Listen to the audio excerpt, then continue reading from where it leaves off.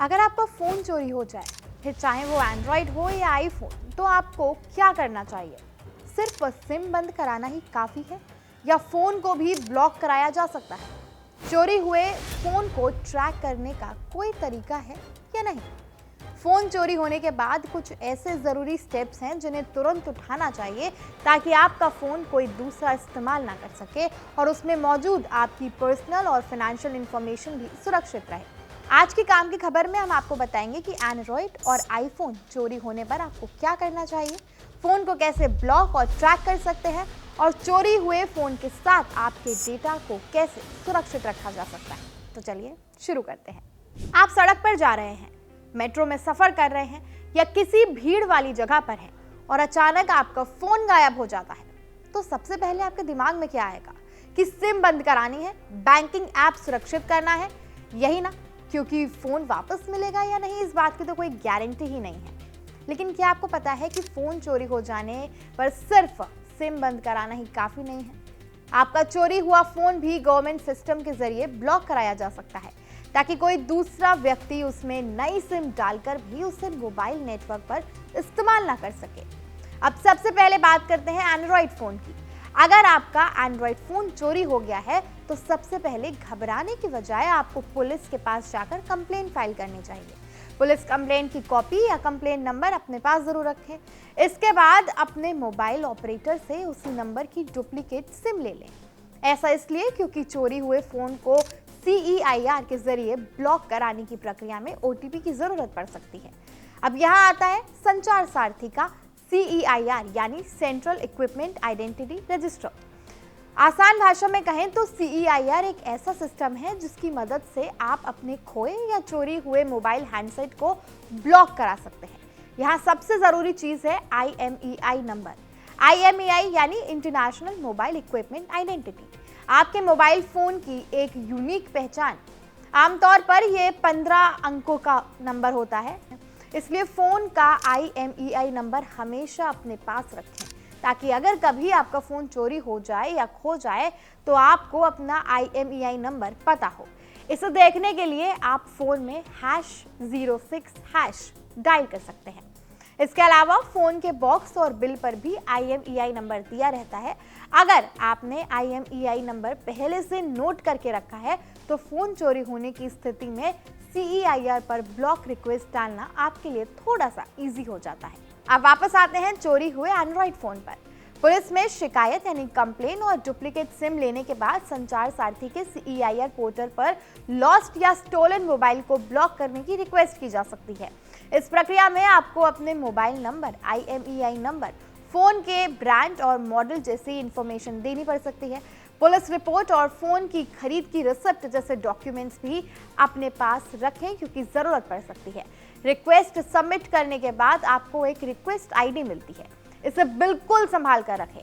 इसी की मदद से यानी इसी की हेल्प से आप अपनी रिक्वेस्ट का स्टेटस चेक कर सकते हैं और बाद में फोन मिलने पर उसे अनब्लॉक कराने की प्रक्रिया भी कर सकते हैं।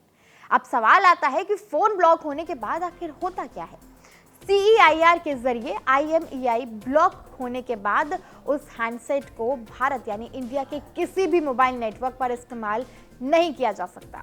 यानी अगर कोई चोर आपके फोन में दूसरी सिम डालकर उसे चलाने की कोशिश करता है तब भी ब्लॉक्ड IMEI की वजह से वो फोन मोबाइल नेटवर्क पर काम नहीं करेगा। लेकिन यहाँ एक जरूरी बात समझना बहुत जरूरी है। फोन को ब्लॉक कराने का मतलब ये नहीं है कि पुलिस उसे ट्रैक नहीं कर सकती। CEIR के जरिए ब्लॉक किया गया हैंडसेट लॉ इन्फोर्समेंट एजेंसीज द्वारा ट्रैक किया जा सकता है। यानी अगर एंड्रॉयड फोन चोरी हो गया है तो सिर्फ सिम बंद कराना काफी नहीं है, सिम को सुरक्षित कराना जरूरी है, लेकिन उसके साथ हैंडसेट को भी CEIR पर ब्लॉक कराना चाहिए। और आज के समय में ये और भी ज्यादा जरूरी हो गया है क्योंकि हमारे फोन में सिर्फ कॉन्टैक्ट्स और फोटोज नहीं होते, हमारे फोन में banking apps, UPI, email ID, social media accounts, personal documents और कई बार ऑफिस से जुड़ी कुछ इंपॉर्टेंट इंफॉर्मेशन तक होती हैं। इसलिए फोन चोरी होते ही अपने बैंकिंग और UPI अकाउंट्स को भी सुरक्षित करें, जरूरी पासवर्ड्स बदल दें और जहां भी पॉसिबल हो चोरी हुए फोन से अपने अकाउंट्स का एक्सेस हटा दें। एंड्रॉयड फोन में गूगल का फाइंड हब भी काफी काम आता है। अगर आपके फोन में यह सुविधा पहले से इनेबल्ड है और फ़ोन इंटरनेट से कनेक्टेड है तो आप अपने गूगल अकाउंट के ज़रिए उसकी लोकेशन देखने, उसे रिमोटली लॉक करने या ज़रूरत पड़ने पर उसका डेटा इरेज करने की कोशिश कर सकते हैं। इसलिए एंड्रॉयड यूजर्स को गूगल अकाउंट की सिक्योरिटी सेटिंग्स भी जरूर चेक करनी चाहिए। अब बात करते हैं आईफोन की। अगर आपके पास आईफोन है और वो चोरी हो जाता है तो एप्पल का फाइंड माई फीचर आपके लिए काफी काम का हो सकता है। अगर आपके आईफोन में फाइंड माई पहले से इनेबल्ड है और डिवाइस इंटरनेट से जुड़ा हुआ है तो आप फाइंड माई ऐप या एप्पल के फाइंड डिवाइस फीचर के जरिए उसकी लोकेशन देख सकते हैं। सबसे ज़रूरी बात यह है कि आईफोन चोरी होने के बाद उसे अपने एप्पल अकाउंट से रिमूव ना करें।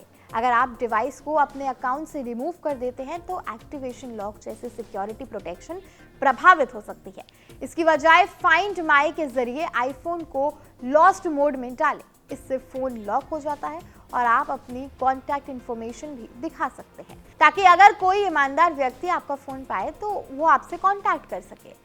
अगर आपको लगता है कि फ़ोन वापस मिलने की संभावना ही नहीं, यानी कोई पॉसिबिलिटी ही नहीं है, या फिर जो उसमें मौजूद पर्सनल इन्फॉर्मेशन है उसका मिसयूज हो सकता है, तो फाइंड माई के जरिए आईफोन को रिमोटली इरेज करने का ऑप्शन भी इस्तेमाल किया जा सकता है।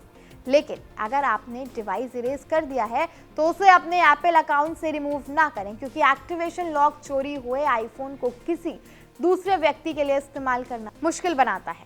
अब चाहे आपका फ़ोन एंड्रॉयड हो या आईफोन, एक काम दोनों मामलों में कॉमन है, अपने सिम और ज़रूरी अकाउंट्स को तुरंत सिक्योर कराना। अपने मोबाइल ऑपरेटर से संपर्क करके सिम को ब्लॉक कराएं और डुप्लीकेट सिम लें। बैंकिंग ऐप्स, यूपीआई, ईमेल और सोशल मीडिया अकाउंट्स की सिक्योरिटी भी तुरंत चेक कर लें। अगर फ़ोन में कोई ज़रूरी फाइनेंशियल या पर्सनल इन्फॉर्मेशन है तो पासवर्ड तुरंत बदल दें और एक्टिवेट सेशन को लॉग आउट करना भी समझदारी में आता है। अब एक और ऐसी सुविधा है जो संचार सारथी को काफी यूजफुल बनाती है। क्या आपको पता है कि आप ये भी चेक कर सकते हैं कि आपके नाम पर कितने मोबाइल कनेक्शंस चल रहे हैं? संचार सारथी में TAFCOP यानी telecom analytics for fraud management and consumer protection की सुविधा है। इसके जरिए आप देख सकते हैं कि आपके नाम पर कितने मोबाइल नंबर्स जारी हैं। मान लीजिए आपको कोई ऐसा नंबर दिखाई देता है जिसे आपने कभी लिया ही नहीं। ऐसी सिचुएशन में आप उस कनेक्शन को रिपोर्ट कर सकते हैं। इसका फ़ायदा यह है कि आपके नाम पर डॉक्यूमेंट्स पर कोई अनजान मोबाइल कनेक्शन चल रहा हो तो आपको उसकी इन्फॉर्मेशन मिल सकती है और आप समय रहते कार्यवाही कर सकते हैं। इसलिए सिर्फ फ़ोन चोरी होने के बाद ही संचार साथी याद ना करें, समय समय पर ये भी चेक करते रहें कि आपके नाम पर कौन कौन से मोबाइल कनेक्शंस चल रहे हैं। अब एक और काम की बात कर लेते हैं। अगर आप नया या सेकेंड हैंड स्मार्टफोन खरीद रहे हैं तो सिर्फ उसकी कंडीशन देखकर फ़ोन ना खरीदें, ये भी चेक करें कि उसका IMEI जेन्युइन है या नहीं। इसके लिए भी फ़ोन में #06# डायल करके आप उसका IMEI नंबर निकलवा सकते हैं। इसके बाद संचार साथी की नो योर मोबाइल यानी KYM सर्विस के जरिए हैंडसेट की जानकारी यानी इन्फॉर्मेशन वेरीफाई की जा सकती है।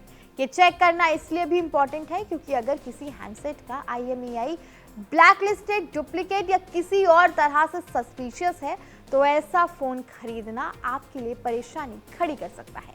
खासकर सेकेंड हैंड फ़ोन खरीदते समय सावधानी ज़रूरी होती है। अगर कोई व्यक्ति मार्केट प्राइस से बहुत कम रेट पर आपको फ़ोन बेच रहा है तो सिर्फ सस्ता देखकर डील फाइनल बिल्कुल मत करिएगा। IMEI वेरीफाई करें, फ़ोन का बिल देखें और जहां तक पॉसिबल हो भरोसेमंद सोर्स से ही फ़ोन खरीदें। एक और बात ध्यान रखिए कि फ़ोन के IMEI के साथ छेड़छाड़ करना सामान्य बात नहीं है। इसलिए अगर कोई सेलर आपको कहता है कि IMEI बदल कर फ़ोन को चला देंगे या कोई सॉफ्टवेयर डालकर इसे ठीक कर देंगे तो ऐसे मामले से दूर रहना ही बेहतर है। अब मान लीजिए आपका फ़ोन चोरी हुआ है, फ़ोन कुछ दिनों बाद आपको वापस मिल जाता है। अगर आपने CEIR के जरिए अपने फ़ोन का IMEI ब्लॉक कराया था तो फ़ोन मिलते ही उसे इस्तेमाल करना शुरू ना करें। पहले पुलिस को फ़ोन मिलने की जानकारी यानी इन्फॉर्मेशन दें, फिर CEIR के जरिए उसे अनब्लॉक कराने की प्रक्रिया पूरी करें। अगर आईफोन या एंड्रॉयड को आपने रिमोटली लॉक किया था तो वापस मिलने के बाद अपनी सिक्योरिटी सेटिंग्स को दोबारा से चेक कर लें। पूरा प्रोसेस बहुत आसान तरीके से समझिए। अगर एंड्रॉयड फ़ोन चोरी हुआ है तो सबसे पहले पुलिस में जाके कंप्लेंट करें, अपने नंबर की डुप्लीकेट सिम लें, CEIR पर जाकर IMEI ब्लॉक करें, रिक्वेस्ट ID संभाल कर रखें, गूगल फाइंड हब के जरिए फ़ोन को लोकेट या लॉक करने की कोशिश करें और अपने बैंकिंग, UPI और दूसरे ज़रूरी अकाउंट्स को सिक्योर कर लें। अगर आईफोन चोरी हुआ है तो फाइंड माई के जरिए उसकी लोकेशन चेक करें, उसे लॉस्ट मोड में डालें, जरूरत पड़ने पर रिमोटली इरेज करें और अपने एप्पल अकाउंट से डिवाइस को रिमूव ना करें। इसके साथ सिम को ब्लॉक कराएं, डुप्लीकेट सिम लें और अपने जरूरी अकाउंट्स की सिक्योरिटी भी तुरंत चेक कर लें। साथ ही संचार साथी पर ये जरूर चेक करें कि आपके नाम पर कितने मोबाइल कनेक्शन चल रहे हैं और नया या सेकेंड हैंड फोन खरीदते समय उसका IMEI जरूर वेरीफाई करें। आज हमारा स्मार्टफोन हमारी पहचान, हमारे पैसे, हमारे कॉन्टैक्ट्स, हमारी फोटोज और हमारी पर्सनल इंफॉर्मेशन का एक बड़ा हिस्सा है। इसलिए फोन चोरी होना सिर्फ एक डिवाइस खोना जैसे नहीं है, बल्कि हमारी डिजिटल सिक्योरिटी के लिए भी खतरा हो सकता है।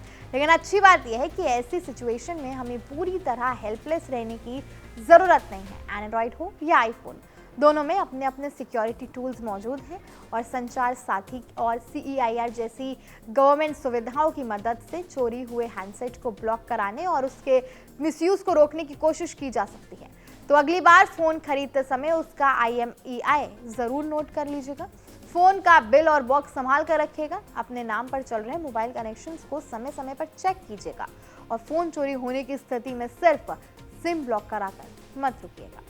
कैसी लगी आपको हमारी आज की काम की खबर, हमें कमेंट सेक्शन में ज़रूर बताएं।